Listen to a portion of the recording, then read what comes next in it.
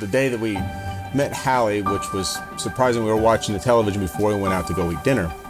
And she was doing an interview for a jewelry store. She was interviewing there about how they were raising money for Hallie's Heroes, kind of a little backlog of her story. We go to Old South Pancake House.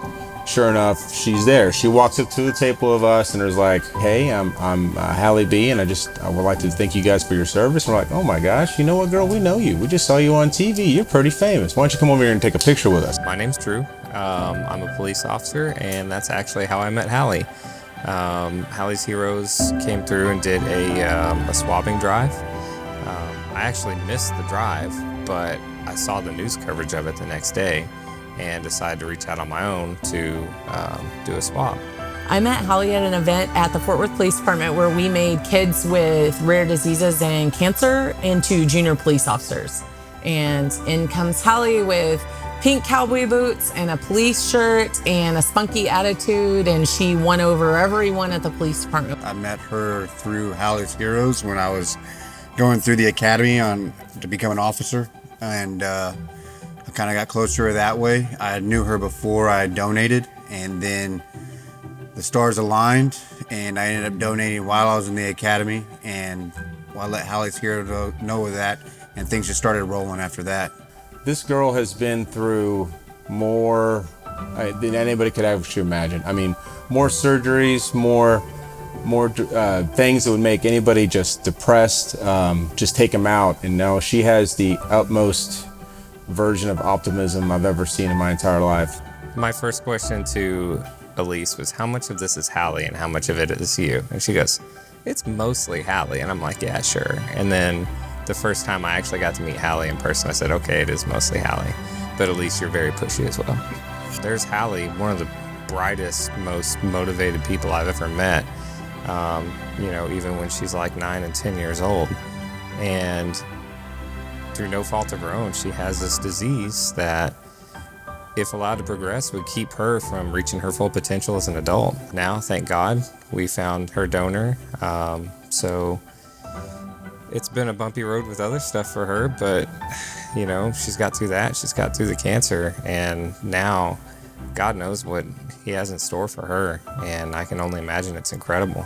I instantaneously fell in love with Hallie, and I connected with her mom because when you are a parent and you put yourself in the shoes of Hallie's mom, I cannot imagine your child's life being dependent on the kindness and bravery of complete strangers, because that's what swabbing is. You are putting aside your own needs and your own fears and able to step out and be the hero that a child needs. I just can't imagine waiting for that. So instantly that connection was there, and instantly it was, let me know how I can help further this cause and how we can help you find what your child needs. Swabbing, it's really cool. I saw this science experiment on TikTok where you are able to extract DNA out of your own cheeks. And swabbing is just like that, only except with like a COVID nose swab, only except on the inside of your mouth. It extracts a little bit of DNA from you swabbing around. It's painless, and you swab the inside of your cheeks. These cheeks, not these cheeks. They send it off to the National Bone Marrow Registry so that they're able to put your DNA into the database and see if you're a match for somebody else. There's 2 types of donation that you can have. A lot of times with an adult, the process is very similar to donating blood. So they take the blood out, they take what they need, and they put it right back in the other side. And then there's another way, which involves children.